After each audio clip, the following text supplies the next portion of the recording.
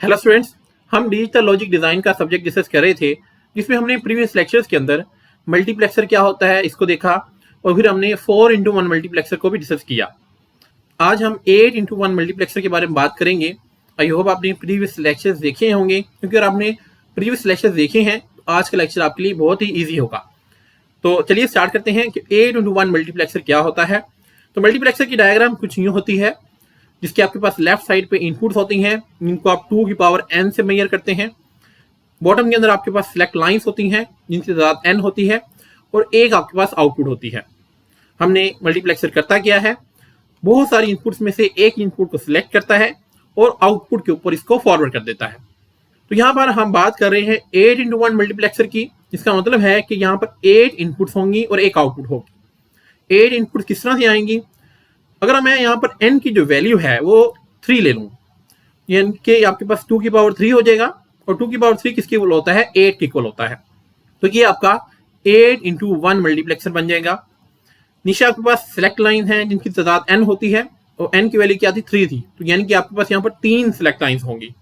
तो ये आपका 8x1 मल्टीप्लेक्सर बन जाएगा, जिसके अंदर 3 सिलेक्ट लाइन्स हैं, जो बेसिकली ये डिसाइड करेंगी कि इन 8 इनपुट में से कौन सी इनपुट सिलेक्ट होगी। तो सपोज करें कि आपके पास ये जो इनपुट्स हैं वो कुछ यूं हैं, I1, I2, I3 से लेकर I8 तक, ये 8 इनपुट्स हैं। सिलेक्ट लाइन आपके पास है S1, S2, S3, और आउटपुट आपके पास है F। तो ये आपकी ब्लॉक डायग्राम बन जाएगी 8x1 मल्टीप्लेक्सर की। अब यहाँ पर आपने इन सिलेक्ट लाइन्स के ऊपर बाइनरी नंबर्स देने हैं, जिसके अगेंस्ट आपकी एक एक इनपुट इन इनपुट्स में से सिलेक्ट होगी। तो 3 आपके पास सिलेक्ट लाइन है, तो यहाँ पर आपके पास टोटल 8 कम्बिनेशन बनेंगे, जो आप इन सेलेक्ट लाइंस के ऊपर फॉरवर्ड कर सकते हैं। वो कुछ यूँ होंगे 000, 001, 010, और इस तरह से आपके पास ये 8 डिफरेंट कम्बिनेशन बन सकते हैं, जो आप इन सेलेक्ट लाइंस के ऊपर दे सकते हैं। और हर एक कम्बिनेशन के अगेंस्ट आपकी ये लेफ्ट साइड पे जो इनपुट्स हैं उनमें से एक इनपुट सेलेक्ट होगी। आगे बढ़ने से पहले हमारे चैनल को सब्सक्राइब कर लें, ताकि आने वाली तमाम वीडियोज आप तक टाइमली पहुँच सकें। देखते हैं किस तरह से। सबसे पहले आपने ये तीनों इनपुट 0 दी।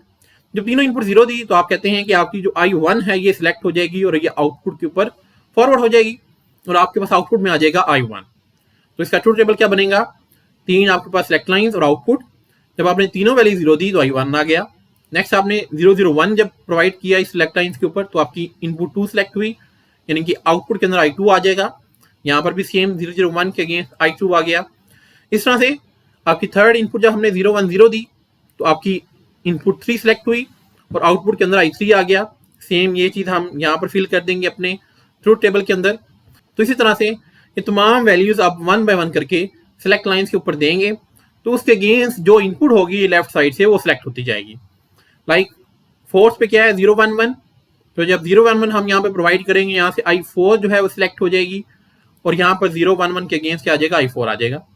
इस तरह से नेक्स्ट आपके पास है 100, इसके अगेंस्ट आपकी I5 सिलेक्ट हो जाएगी।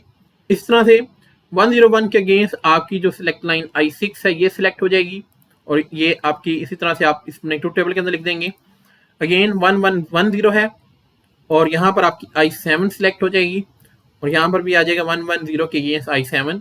और लास्ट आपके पास क्या है, 111 के अगेंस्ट आपकी जो I8 इनपुट है ये सिलेक्ट हो जाएगी, और यहाँ पर ट्रूथ टेबल के अंदर आ जाएगा 111 के अगेंस्ट I8। तो इस तरह से बेसिकली आपका ये जो 8x1 मल्टीप्लेक्सर है वो वर्क करता है। सो बेसिकली मल्टीप्लेक्सर का जो काम है, जो वर्किंग है, वो हमें क्लियर हो चुकी है कि जब आपके पास बहुत सारी इनपुट्स होती हैं यहाँ पर, उनमें से किसी एक को आपने चूज करना है, तो वो आप चूज कर सकते हैं मल्टीप्लेक्सर की मदद से, कि वो इन तमाम इनपुट्स में से एक को चूज करेगा और उसको आउटपुट लाइन के ऊपर फॉरवर्ड कर देगा। आई होप आपको आज का लेक्चर क्लियर हो चुका होगा। आज के लिए इतना ही, मिलते हैं नेक्स्ट लेक्चर के अंदर। Thank you very much.